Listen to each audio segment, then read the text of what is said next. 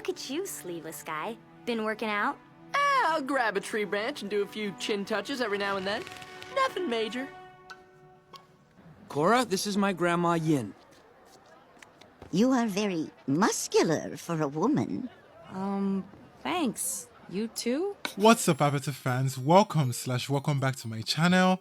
Today we'll continue with the 5th episode of my little series, Beyond the Bending Arts, where we get to explore various themes in the Avatar franchise and how it touches on real life experiences, both current and old.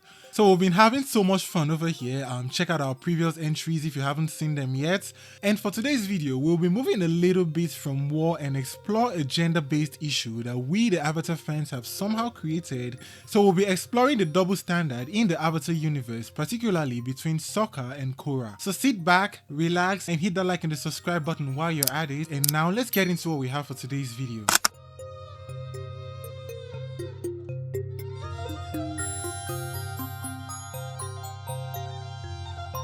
So it was this post that inspired me to talk on this topic because I feel like it's a conversation that should be amplified even beyond the Avatar fan base. Now, Korra just can't catch a break from being criticized about one thing or the other. We saw this earlier this year when the new Avatar series was announced and then the synopsis had something that kind of suggests that Korra destroyed the world. And we saw how that opened an old can of worms and people were like, oh, Korra is the worst Avatar, blah, blah, blah, blah, blah. But another thing which is often criticized for is her romantic entanglements. First was her relationship with Mako and then leading his brother Bolin on, only to go back and kiss Mako before their relationship ultimately crumbled before our eyes, and then subsequently her relationship with Asami. And over the years, for the most part, she has been scrutinized due to her openness and willingness to explore different connections. And I can't help but wonder if that stems from societal expectations that women should be more reserved in their romantic pursuits. My personal criticism of her romantic life has been on the fact that she did Bolin dirty and that she was the other woman to Asami. But the idea that she should be like Aang and maybe have one partner or so has never made sense to me because Korra was intentionally written to be the opposite of Aang. And that's why I feel like the constant criticism of her romantic life reflects a broader societal bias where women are held to different standards than men in terms of relationship and personal choices, because our boy Sokka is praised for a similar kind of love life.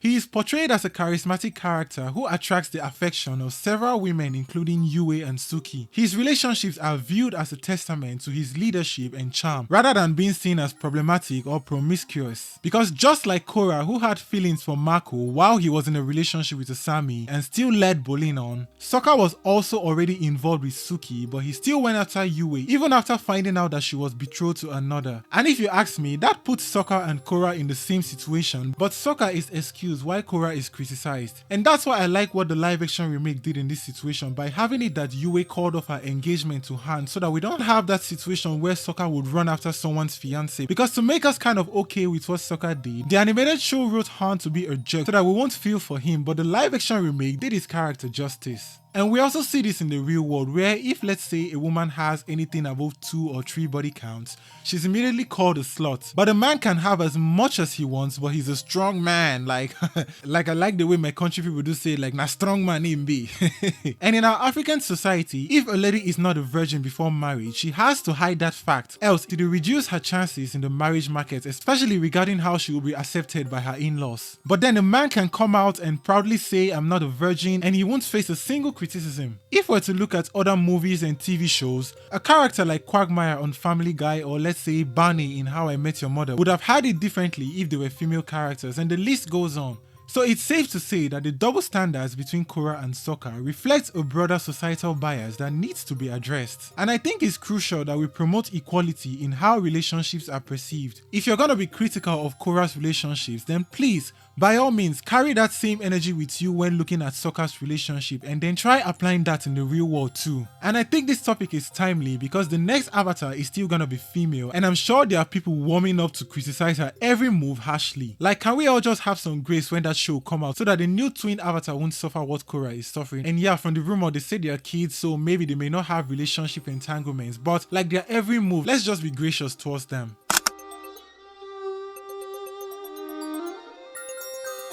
So ultimately, at the end of the day, I feel like Korra and Sokka should be appreciated for their ultimate strength and growth. Korra, for instance, learned to later balance her temper and be at peace with herself before she then committed to Asami. And Sokka learned restraint subsequently when other women fawned over him. Cutie. I'm kinda involved with Suki. Who? So I think the both of them should rather be celebrated without being judged by different standards based on gender. But what do you think of this topic? Do you disagree with what I'm saying, or do you think I have a point? Share that down in the comment section below. We have just 3 episodes to go before this series comes to an end, guys. Like, I can't believe how far we've come, but here we are. So make sure you hit that like and the subscribe button so you don't miss the remaining episodes when they drop.